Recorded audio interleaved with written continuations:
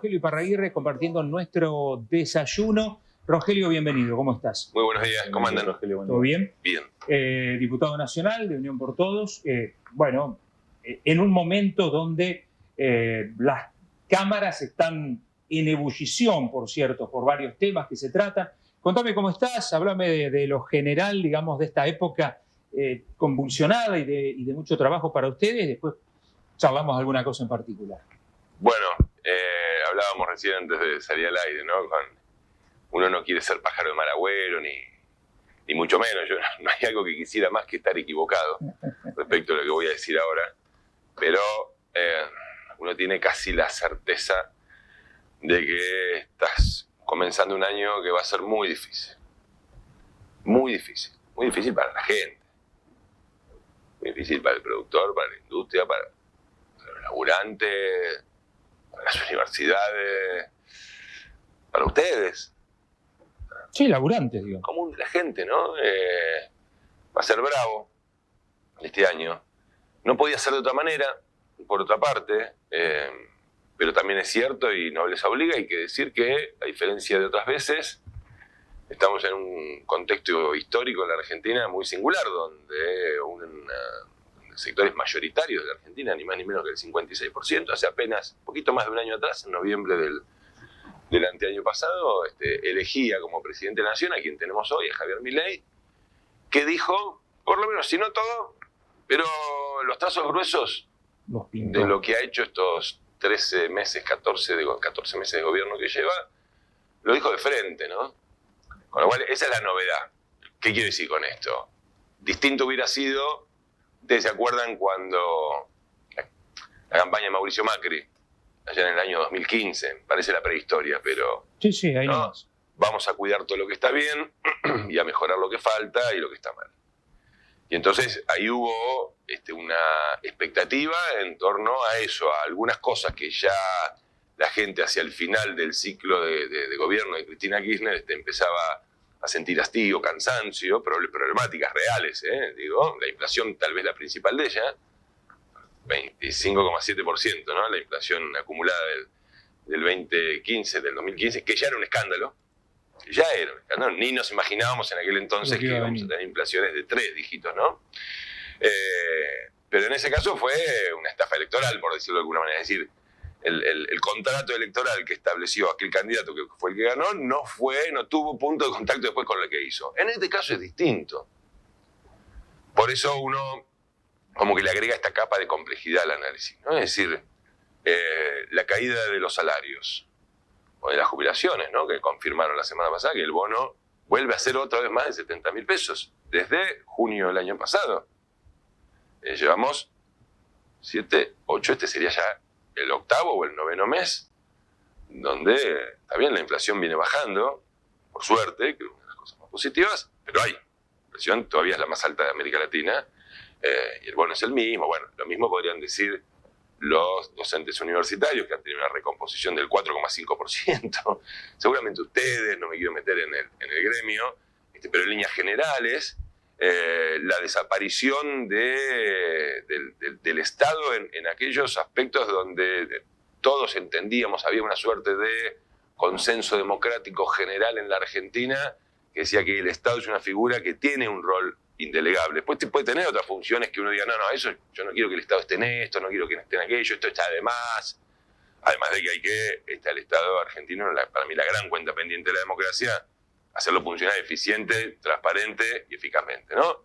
Pero al margen de eso, digo, el rol que tiene para corregir asimetrías, desigualdades, bueno, hoy lo vemos retirado, etcétera. No nos alcanzaría el programa. Quiero decir con esto que hay sectores muy importantes de esta sociedad que, ¿cómo decirlo?, están bancando esto. Es decir, aún sufriendo las consecuencias. Yo creo, porque lamentablemente tenemos en el cuero los argentinos, las argentinas, pero tantísimas experiencias, ¿no?, de crisis y fracasos y frustraciones, muchísimas más de las que se merece el común de la gente de a pie, eso tiene un límite. Tiene un límite.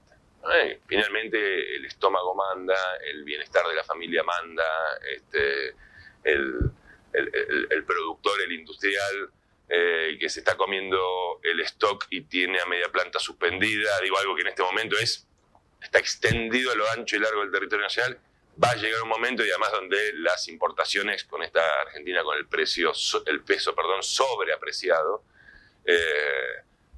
ya el ingreso de las importaciones a otros costos ya lo ponen con la soga al cuello. Bueno, algunos dicen, y bueno, será, esto es feo lo que te voy a decir, feo porque digo, cualquiera de nosotros puede estar involucrado en esta situación que te voy a decir.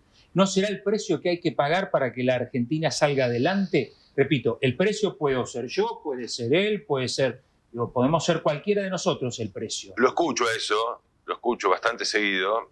Lo primero que me pregunto es, ¿por qué? ¿Por qué ustedes tienen que pagar este precio? Digo, ¿no? Una pregunta medio del sentido común. Sí, pero lo que hemos visto ¿Por qué el jugador? ¿Por qué el industrial? ¿Por qué el mediano productor agropecuario tiene que pagar el precio? No importa lo que pasa, bueno, lo que importa es el objetivo final. Bueno, pero convengamos que estamos partiendo de una injusticia de base, ¿no? Todos aquellos argentinos que no son responsables de esta situación arrancan pagando el precio. Y depende. Sí, pagando el precio sí es cierto, Lo que digo es justicia o injusticia, y bueno, depende quién lo mire. Ahora, yo, si quedo afuera, voy a sentir que es sumamente injusto. Ahora, eso entiendo el razonamiento, En principio parte de una injusticia de base, es decir, que el precio lo tengan que pagar los que no son los responsables. Pero bueno, como ese razonamiento está atado a él, y si funciona, es decir, claro. Y si finalmente salimos... Peligroso. Entonces ahí uno podría decir, juguemos a que tenemos la bola de cristal, y uno puede decir, bueno, dentro de 2 años, suponte 3, no sé, 4, cuando fuere, aquel laburante que experimentó la pérdida del trabajo y que tuvo que sacar a su chico del club porque no podía pagar la cuota y que tuvo que restringir incluso hasta la comida en su hogar, dentro de 4 años diría, no, bueno, che, mirá, valió la pena, mirá cómo estamos saliendo adelante. Sí, hay que tener en cuenta que en ese proceso van quedando muchos en el camino que no van a llegar a ver lo que pasa en los 4 años. Uno de los fenómenos, lo decía el Observatorio Social de la UCA, además nosotros siempre miramos del Observatorio Social el número, ¿no?, de la pobreza, pero es un trabajo bastante más profundo, bastante más hondo el que hace. Uno de los datos más preocupantes es que más allá de la fluctuación de la pobreza, que llegó a estar en el 53% en mayo, ¿recuerdan? Ahora está, si no me equivoco, en niveles similares a lo que fue el final del gobierno de Alberto Fernández, de nuestro gobierno. Yo me hago recontracargo, ya lo saben ustedes a eso. Es la estructuralización de quienes están en la pobreza. Esto lo ves mucho, es muy cruel, es muy doloroso, lo ves mucho, por ejemplo, en la Ciudad Autónoma de Buenos Aires, en Capital. Yo vivo a 5 cuadras y media del Congreso, el departamento que alquilo está en Tucumán y Callao, ¿no? Entonces, bueno, básicamente me muevo en esa zona porque estoy todo el día en el Congreso y de ahí me voy a dormir. Y uno lo que ve es, primero, familias que te das cuenta, y esto es desgarrador, que tienen muy poco tiempo en la calle. Y uno trata de imaginarse y es tremendo, ¿no? Gente que muy probablemente jamás se imaginó esto. Y lo que ves es cómo se va haciendo estructural. ¿No? Creo que esa es una de las consecuencias, obviamente, de las más dolorosas. Ahora, volviendo al razonamiento, yo lo pongo en discusión centralmente porque no creo que esto vaya a salir bien. Centralmente porque no creo. Es más, yo estoy absolutamente convencido que esto va a un fracaso estrepitoso, muy doloroso, con consecuencias que probablemente se estén pagando durante generaciones. Este es un modelo que está centrado hoy en una ficción que está costando muy cara. Es cierto que muchos eligen no verlo. Y no lo juzgo, porque después de venir viviendo ya tantos años, ¿no?, con el sogazo en el lomo, esto, ¿no?, de querer creer, elijo creer, esta frase que están de esta época, ¿no? Sí. No lo juzgo, lo que digo, tratando de ceñirme a los elementos concretos que arroja la realidad económica, este atraso del peso del cambio, del tipo de cambio, para sostener el carry trade, la bicicleta financiera, ¿no?, para que sea atractivo al sector financiero pasarse a... Lo saben todos, no hacen falta ni explicarlo, ¿no? Vos tuviste hasta el mes pasado una devaluación mensual, es decir, hay una intervención muy fuerte del Estado, y esto abre un pequeñísimo paréntesis. Curiosa la lógica libertaria ¿no? Donde el Estado es un enemigo, donde hay que destruir el Estado, pero a la hora de garantizar el negocio más fenomenal de la Argentina actual, que es el negocio financiero, ahí hay una intervención del Estado en el principal precio de la economía argentina, que es el tipo de cambio, el valor del dólar, está el Estado interviniendo y te dice, no, yo voy a devaluar el dólar 2% el primer día hábil de cada mes. Y a partir de este mes, de febrero, redoblaron la apuesta el 1%, ¿no? Entonces, la inflación está por encima de eso. Ahora estamos esperando que se conozcan los datos del mes de enero, pero que dicen que van a andar ahí apenitas arriba del 2. Bueno, ya estás de por sí un 100%, si fuera el 2, ponele, ya es un 100% arriba de la devaluación de la moneda dura, del dólar, ¿no? Entonces vos te pasás a bonos o letras, o incluso algunos más, de manera más criolla, al plazo fijo, que hubo otro ajuste de tasas, y bueno, el día que querés volvés al dólar, en el MEP, y lo único que te queda pendiente, que es otra de las intervenciones del Estado, es el levantamiento del cepo, ¿no? ¿Por qué el presidente Milei sigue interviniendo, tiene un rol tan fuerte del Estado en eso, en fijar el tipo de cambio y en no levantar el cepo, entre otras medidas, ¿no? de política monetaria? Bueno, porque sabe que con este modelo va a llegar el momento, pasó con Macri, donde esos actores del sistema financiero van a decidir tomar ganancia, ¿sí?, e irse afuera.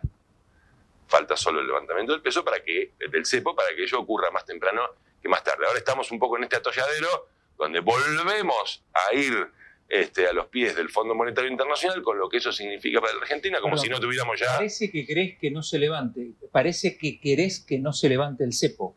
A ver, yo ni quiero ni dejo de querer, lo que digo es, hay medidas de política económica... Pero no podés no dejar de querer que se levante el cepo. Digo, ¿qué país funciona con un cepo al dólar? Digo, ¿quién va a venir a invertir con un cepo al dólar? Pero explícamelo porque esa parte no te la entendí. Yo me hago esta pregunta. Cuando vos tenés una estructura económica en una economía bimonetaria tan frágil, la pregunta que me hago es esta. ¿Por qué 3 gobiernos, los últimos 3, tan distintos entre sí, como el de Mauricio Macri con Cambiemos, el de Alberto Fernández con el Frente de Todos y ahora el de la Libertad Avanza con Javier Milei, sostienen la misma medida intervencionista? Debe ser complicado, ¿no? Digo, lo primero que se me ocurre, la primera conclusión, no debe ser cosa sencilla. Si 3 gobiernos, ¿sí?, que los 3 han dicho, algunos con más énfasis, como el caso de Milei o en alguna medida en su momento Macri, y otros con menos énfasis, pero también lo sostenían en relación al cepo. Decían, no, esto es malo, lo vamos a resolver, esto es malo. Pero no lo resuelve nadie. Y, en primer lugar, diría esto, es cosa complicada. Es cosa complicada, porque en esa estructura bimonetaria pero que tiene la Argentina... ¿No serán más fíjate complicadas que no lo hacen. las causas que llevaron a Cristina a tener que poner el cepo, no querer poner el cepo, a tener que poner el cepo? ¿No serán las causas más complicadas esas que tener que sostenerlo? Obviamente. Es que no es algo deseable. No, yo no lo pongo en ese plano. No es algo deseable. ¿Entendés? Esto es como las retenciones al agro. Las retenciones son una anomalía. Somos el único país del mundo, ¿no?, que le cobra. Vos fijate qué curioso esto. ¿Qué es lo primerísimo el reloj que se nos va el tiempo? ¿Qué es lo primerísimo que necesita la Argentina precisamente por estas debilidades estructurales que tenemos en relación a la moneda dura, al dólar, ¿no? Dólares. ¿Cuál es el sector más dinámico en generación de divisas de Argentina? El agro. Pero le cobramos derechos de exportación. Es decir, el que genera los dólares son una anomalía. Claro, son una anomalía en un país anómalo. Ese es el tema, ¿no? Entonces, no es que uno desea el cepo, que uno desea las retenciones. Simplemente lo que digo es, che, la cosa es tan compleja y complicada, y Argentina está todo el tiempo tan al borde, ¿no?, del crack, de volar por el aire, que evidentemente gobiernos tan disímiles como estos 3 que te mencionaba, los últimos 3, Mauricio Macri, Alberto Fernández, Javier Milei, hay determinadas medidas que dicen, sí, no, para mí son una aberración, sí, pero no las toco, ¿no? Bueno, todo esto... No dejes de mencionar a la misma Cristina Kirchner, que fue la que tuvo que aplicar el cepo. Sí, bueno, pero eso ya es historia sabida, lo mismo que las retenciones. Venimos de hace de 17, 18 años atrás, el conflicto por el 125. No, pero ni hablar. No lo digo porque me parece que va de suyo, pero está bien, por eso. Y si querés un cachito más atrás, como dijiste, Duhalde, ¿viste? Entonces, hay una debilidad estructural en la Argentina. Este gobierno, y termino con el razonamiento de, bueno, y si termina bien, este gobierno en relación a lo que explica esa debilidad estructural, no está haciendo nada para resolverla. Todo lo contrario, está acrecentando la bola de la bicicleta financiera, la bola del endeudamiento externo, todo lo que después a la Argentina la hace aún más débil. Por eso no creo que vaya a terminar bien. Insisto, no juzgo al argentino de a pie que está deseando profundamente, está bancando en su propio cuerpo, en su propia familia, el ajuste, ¿sí? Pero está diciendo, y bueno, pero si es lo que había que hacer para que termine bien. Yo lamento decirle, y esto es antipático, que va a terminar muy mal. Pero no lo estoy señalando. Porque ya viene de bancarse mucho, ¿no? Y en algún momento empieza, es como que la razón medio que se hace a un lado y uno se tiene que aferrar a otra cosa, ¿no? Pero es un poco como los bebés, como los chicos cuando se tapan la cara y creen que si ellos no están viendo todo lo que alrededor no está, ¿no? ¿Te quedas un minuto más? Sí, sí.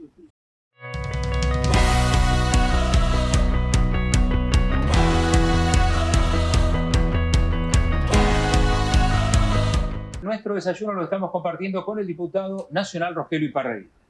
Así es, yo quería preguntarte, Rogelio, charlamos ya bastante de la situación en términos nacionales. Viniendo un poquito para Tandil, quería consultarte por los avances urbanísticos, ¿cómo viene Sanssouci en ese sentido? Bien, muy bien, podríamos decir. Sin embargo, no como en los tiempos del plan original, de aquel plan que hicimos, que tuvimos un año público conocimiento, un año trabajando, diagramando, proyectando ese proyecto increíble que se está desarrollando en Tandil, donde, de acuerdo al plan original, en noviembre, ¿qué pasó? Es decir, ya hace 4 meses, las obras de la infraestructura del barrio, o sea, siempre las urbanizaciones tienen dos, digamos, consisten como de 2 trabajos centrales, que son la construcción de las viviendas propiamente dicha, que vienen incluso sobradas en relación a la curva, al tiempo de obra que dispone el Instituto de la Vivienda, los términos del pliego y la licitación, vienen, te diría, incluso por encima. Además, bueno, que son unas viviendas de una calidad que no te vas a encontrar en otro lugar de la provincia, no porque sean malas las otras. Pero bueno. No, pero estas tienen... hay una diferencia. Y en noviembre es una obra mucho más corta la infra. La vivienda siempre terminan tardando alrededor de 1 año y medio. La infra es una obra de 6 meses. Pero en noviembre, de acuerdo al plan original, deberían estar empezando a ejecutarse las obras de infra. Infra me refiero, para que la gente entienda, es cordón cuneta, pluviales, agua, gas, cloaca y tendido eléctrico. ¿Sí? Estamos medio promediando ya casi mediados de febrero y estamos en proceso con el municipio de Tandil de empezar a preparar los pliegos para licitar la primera etapa de la infraestructura, que va a consistir de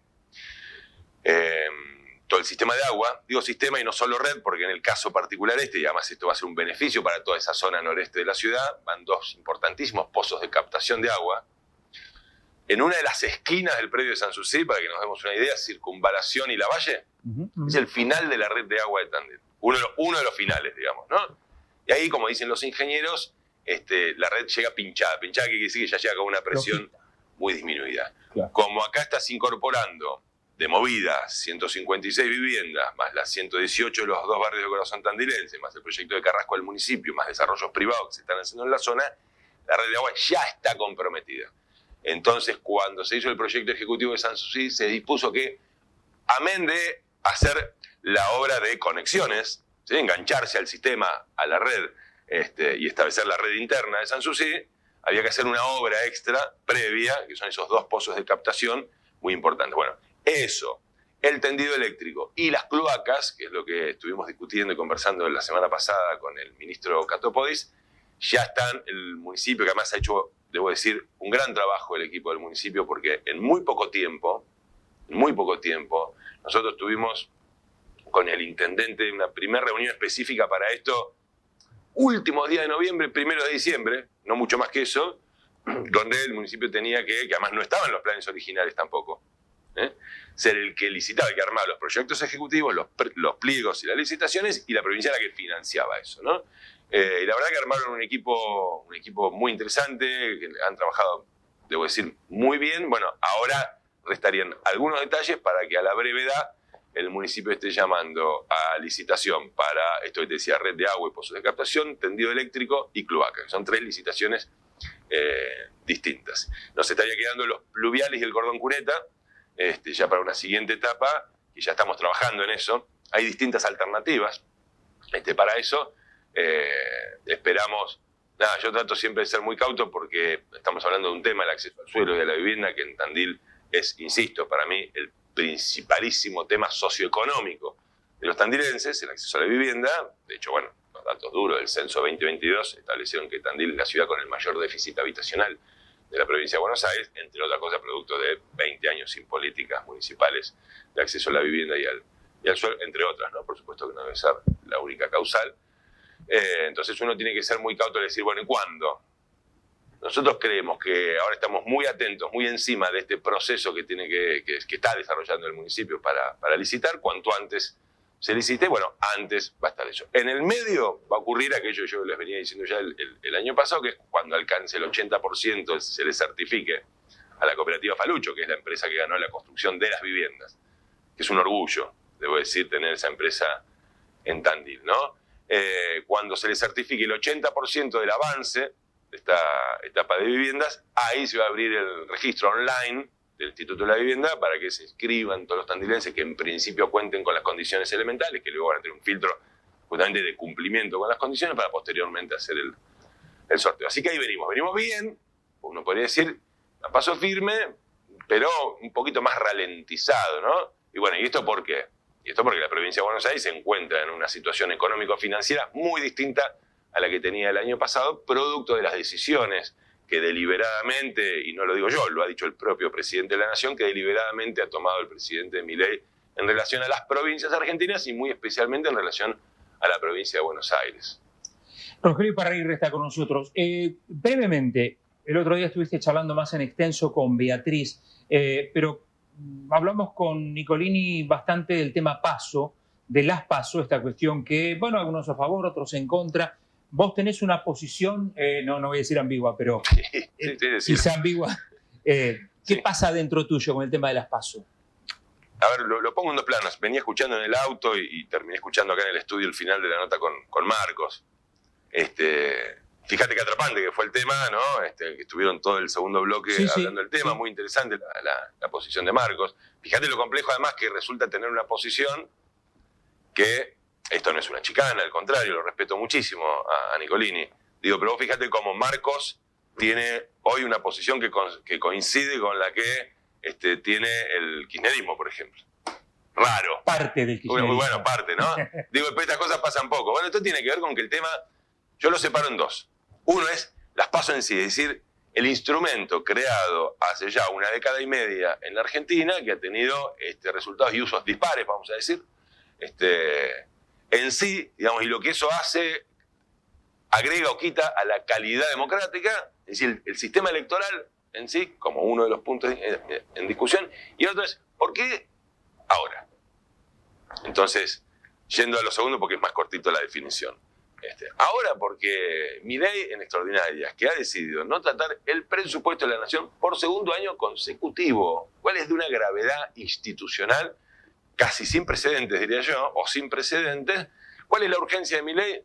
En extraordinarias, no siempre se llama extraordinarias, es una atribución del presidente de la Nación, y siempre en extraordinarias se tratan los temas que plantean alguna emergencia, digamos, ¿no?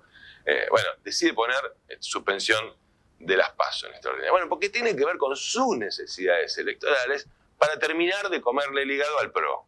Hablando en criollo, ¿no? Es decir, para terminar de comerse ese electorado que la última década y media en la Argentina y no es lo mismo cuando el kirchnerismo también por necesidades electorales determinó que tuviéramos PASO. Mirá, pero el conjunto de los partidos en aquel entonces apoyó esto. El otro día fue bastante elocuente en el plenario de comisiones cuando una diputada que se había tomado el trabajo de buscar los registros taquigráficos del Congreso de la Nación, y había muchos diputados que hoy son diputados, ¿sí? Y diputadas de la Nación, que estaban levantándole la mano a Javier Milei. Esta diputada empezó a leerles los registros taquigráficos de sus posiciones cuando se votaron las PASO, ¿no? Ya no quiero ni dar nombres, pero realmente era, vos leías, ¿no? El entrecomillado, el registro taquigráfico está ceñido a tus palabras en el recinto, ni más ni menos. No te decían, no, bueno, esto va a permitir que la Argentina, la democracia y la participación y no sé qué, y terminar con las oligarquías de los partidos y el dedazo y no sé qué, no sé cuál. Y ese mismo diputado, 15, 14 años después, con un discurso que realmente era... 14 años después sigue siendo diputado. Fue en su momento, no necesariamente lo fue los 14 años, aunque puede haberlo sido. Bueno, yo creo que es esto. ¿Por qué hoy estamos discutiendo las PASO en Argentina? O sea, ¿por qué se votó la semana pasada en diputados y ahora en un par de semanas dicen en el Senado? En extraordinarias, bueno, porque esto responde a los intereses electorales concretos de Javier Milei y de Libertad Avanza. De terminar de correr de la representación de los sectores de la centroderecha al partido que logró constituirse en la Argentina en los últimos 15 años para representar eso, que era el PRO, con su alianza, ¿no? Pero centralmente el PRO y al comando de Mauricio Macri, concretamente. Entonces uno dice, no, pará, en este contexto nosotros queremos discutir el presupuesto, queremos discutir el financiamiento de las universidades, a la educación, a la salud, a la ciencia, queremos discutir lo que están haciendo con el INTA, etcétera, etcétera, etcétera. No, acá la única discusión son las PASO. Dicho eso, vamos al tema en cuestión. Y bueno, yo ahí debo decir que coincido con la postura expresada, para hacerla más corta, ya que seguramente los oyentes y los televidentes, o muchos de ellos ya estaban enganchados antes, la postura de Marcos Nicolini, ¿no? A mí me parece que aportan a la calidad democrática y a la participación. Ahora bien, es cierto que cuando los resultados que te viene dando la democracia, a vos y a tu familia y a los tuyos y a la sociedad, acumulan, vamos a poner, cada uno pone el punto de corte donde quiere, ¿no?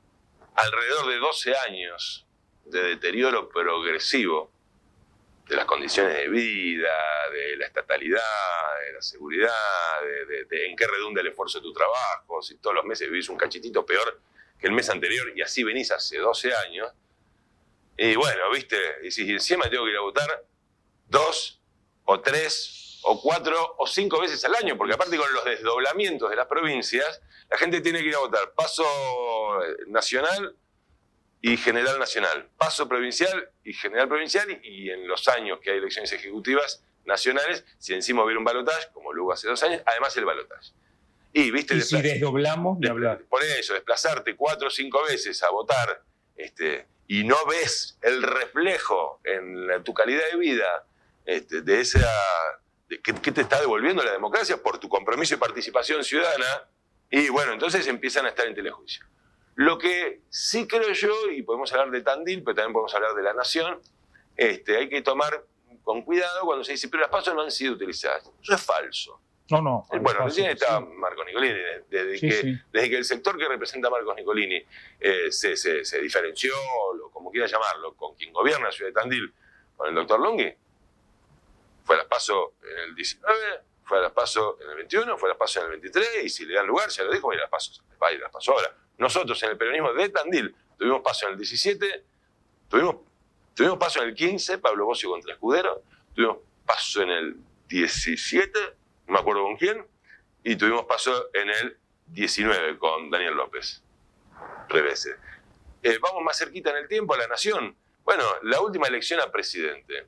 Hubo paso en la coalición del PRO, Juntos por el Cambio, una paso sumamente atractiva, además, Larreta Bullrich, hubo paso en nuestro espacio, Massa Grabois.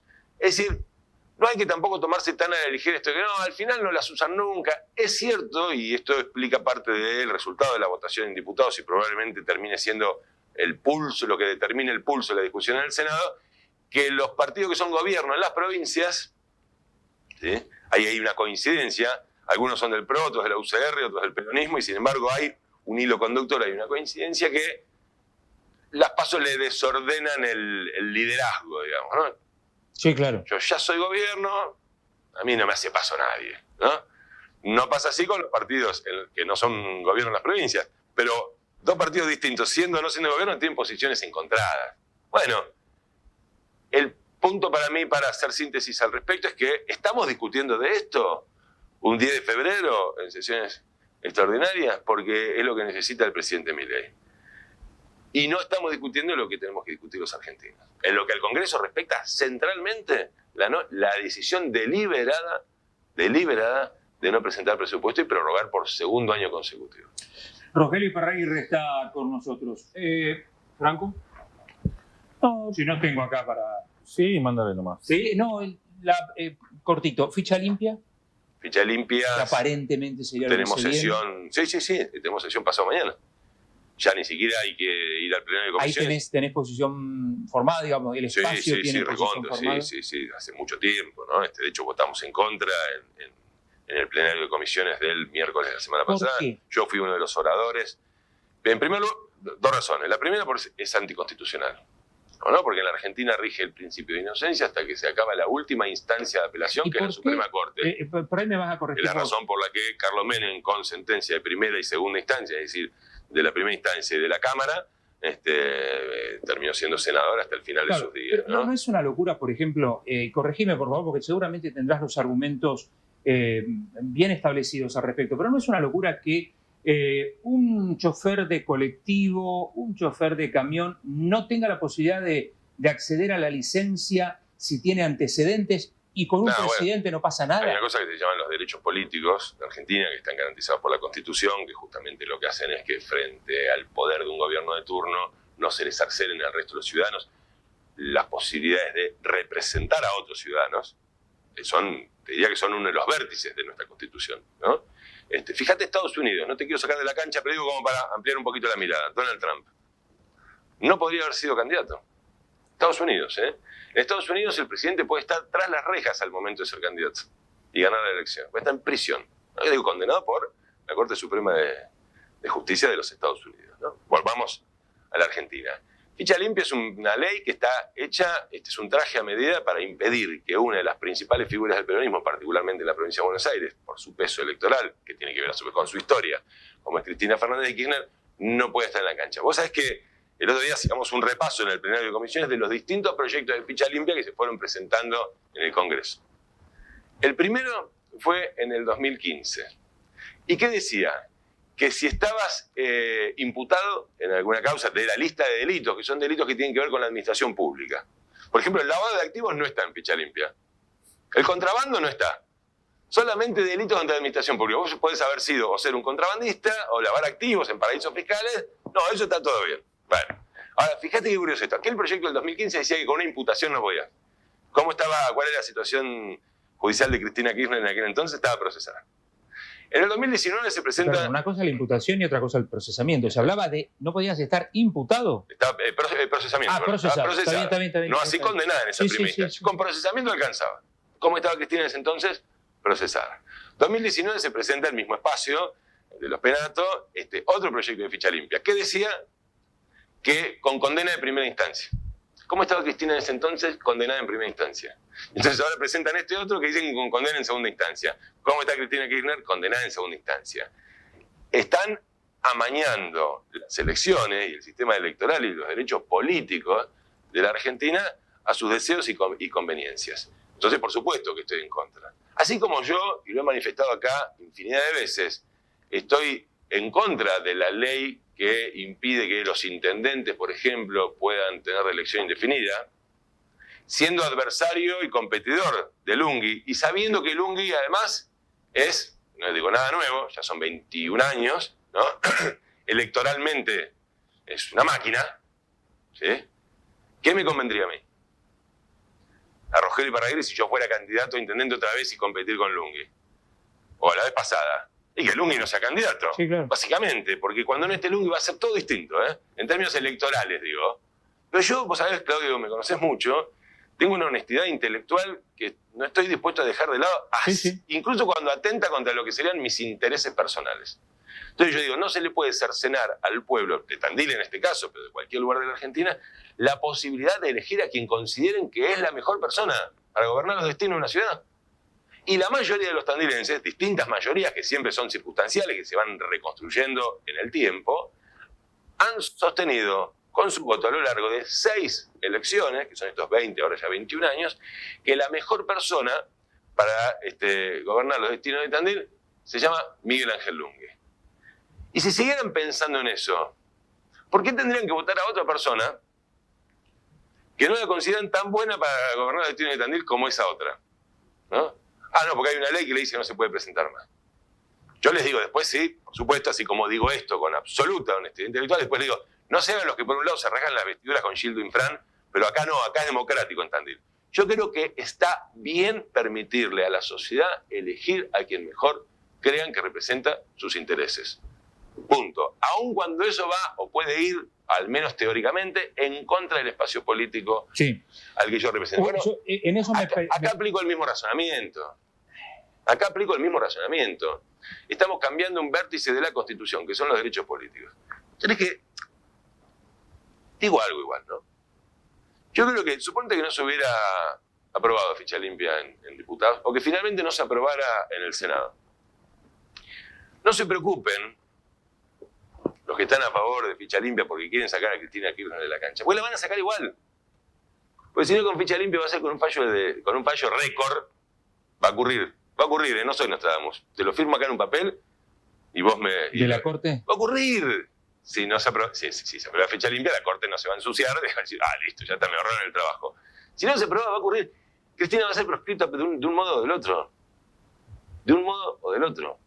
Y la misma Corte que tarda más de 15 años, ¿no?, en juzgar algo que ya tiene sentencia de segunda instancia, ¿sí? Me refiero al caso en el menemismo, digamos, ¿no? O ni te cuento el macrismo, de Mauricio Macri, ¿no? Con Cristina, si hace falta que lo hagan en 3 meses, lo van a hacer en 3 meses. ¿Cristina va a ser proscripta de una manera o de otra? Esa podría ser un título o para redes o para la web o para el diario. Bueno, Rogelio, la última de mi parte, justamente hablando de Cristina, el cristianismo, la cámpora, llámale como quieras, digamos, afronta una situación complicada por propios y extraños, si se quiere, ¿no? Desde el mismo espacio peronista, Kicillof aparentemente sale a hacerle frente. ¿Cómo estás viendo esta situación? De lo que hay que ver para adentro y para afuera. Con cansancio. Yo no sé en qué momento, te lo decía Beatriz el otro día, en qué momento dejamos de hablar de la gente y a la gente y empezamos a hablar de los dirigentes. Sí, pero siempre que hubo motivo... No. La gente, ojo, la gente no habla de los dirigentes, ¿eh? El periodismo, el Círculo Rojo. ¿Y nosotros? Los dirigentes. ¿Nosotros? ¿Qué nos pasó? Bueno, a mí, te iba a decir una guasada. Sí. No, casi se me escapa. Cuando te quedas sin sinónimo y solo se te ocurren malas palabras. No, me tiene cansado. Eso es lo personal. Y no es que estoy esquivando el bulto. Me tiene cansado. Yo no quiero perder los pies de la tierra. Quiero sacar los pies de la tierra. Quiero estar conectado con mi gente, con mis vecinos, con mi ciudad, viendo siempre cómo hacemos y estudiamos y contamos cómo Tandil puede ser mejor. Punto. Por otro lado, creo que hay que desdramatizar, ¿viste? Hay como un deporte en la política, sobre todo cuando venís de fracasos. Nosotros somos una fuerza política que viene de un muy mal gobierno. Hicimos un muy mal gobierno, ese es eso creo yo.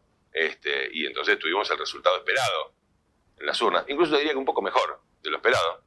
La verdad, ¿no? Fue casi un milagro. Y eso es lo que explica, digamos, cómo la sociedad o sectores mayoritarios de la sociedad nos corrieron. Lo digo en una frase: un gobierno peronista donde los trabajadores salieron más pobres de lo que entraron. Cierro. Bueno, entonces, creo que lo que menos necesita esa sociedad que ya sufrió eso de ese gobierno peronista es además ver a estos, ¿no? Peleándose por si o el otro. No quiero aportar mi cuota aparte. Así yo sea un don nadie, un 4 de copas, no quiero aportar mi cuota aparte. Me parece que, y yo siempre hago ese llamado a los compañeros y compañeras del peronismo, ¿no?, que tengan la madurez política de no aportar cada uno su cuota aparte para hacer la cosa como más caliente, más tensa, más compleja, más difícil. Me parece que son diferencias propias de una etapa del peronismo, que está sobre una etapa de la Argentina, y que hay que saber esperar, y cada uno a lo suyo, ¿viste? Yo estoy trabajando mucho en la Cámara. El año pasado para mí fue un año en términos personales, pero también de cumplimiento de mis responsabilidades extraordinario, tratando de, ahora que ya arrancó la actividad fuerte allá, de no despegar de Tandil, lo cual es todo un tema, ¿no? Es todo un tema. Me fui el lunes, volví el viernes, me estoy yendo mañana a la madrugada, voy a volver el viernes. Para mí es difícil y me cuesta un montón, pero en lo que puedo estar en Tandil. Y bueno, ya con eso tengo una energía enorme que poner, ¿viste? Si encima yo agrego mi granito de arena, ¿no?, a lo que son diferencias evidentes, no me estoy haciendo el sonso, diferencias evidentes entre algunos de los principales actores del peronismo, como pueden ser en este caso el gobernador Axel Kicillof y la expresidenta y actual presidenta del PJ, Cristina Kirchner, y bueno, flaco favor le voy a estar haciendo, primero a resolver eso, pero sobre todo flaco favor le voy a estar haciendo a la gente a la que intento representar con mis efectos, mis defectos y mis errores. ¿Cuánto te complica estas diferencias entre Cristina y Kicillof el trabajo para las casas de Sanssouci? Cero. Nada. Cero. No. Eso es le decía el otro día Bea, ¿no? La relación que tenemos con el gobernador, que ya es una relación de bastante tiempo, muy profusa, centralmente ha tenido que ver con la capacidad de ponernos a trabajar. Bien, pero digo, ¿afectó en algo por ahí? No sé si la relación personal con Kicillof, con algún funcionario. Viste que a veces también... No, lo que podemos tener hoy son Viste que a veces hay más papistas que papas. A lo mejor con Kicillof está todo bien y los que están alrededor dicen, no, Rogelio está con Cristina. Bueno, en eso de ser más papista del papa es algo que yo me refería, y esto que yo le digo a los compañeros permanentemente, no sumen, Che, si nadie te llamó, ¿no? A mí nadie me dio vela en este entierro. ¿Por qué voy a ir yo tan solícito y voluntarioso a decir, che, quiero participar de esta discusión? No, para que nadie te llamó, ¿no? Bueno, lo que no nos ocultamos con el gobernador Kicillof son las diferencias que tenemos de mirada en relación a esta etapa del peronismo, la conducción del peronismo y determinadas cuestiones de que hacen esto. No nos lo ocultamos, yo escribo lo que pienso y se lo mando, por ejemplo. Escribo lo que pienso, lo ordeno, las diferencias que tengo y se lo mando. Y él me agradece, me dice, mirá, no estoy de acuerdo con tal y cual cosa, pero gracias por siempre ser así. Ser transparente. Bueno, hay de los otros.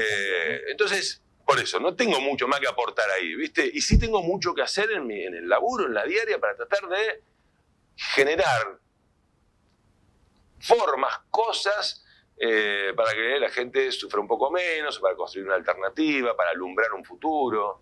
Así que con eso creo que estamos bien. Rogelio, mira, hay muchos mensajes, no vamos a llegar a leerlos, vamos a tratar de leer antes de la pausa, sino mañana, aunque sea. Sí, pero claro. Mil disculpas, pero hay varios, veo ahí que entraron.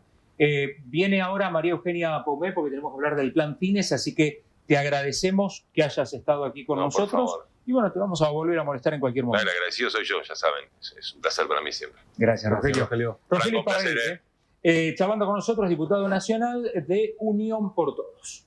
Bien. Por la patria. Bien. Por la patria. De Unión por la Patria. Así perdón. estamos, ¿eh? No sabemos ni cómo nos llamamos. No sé.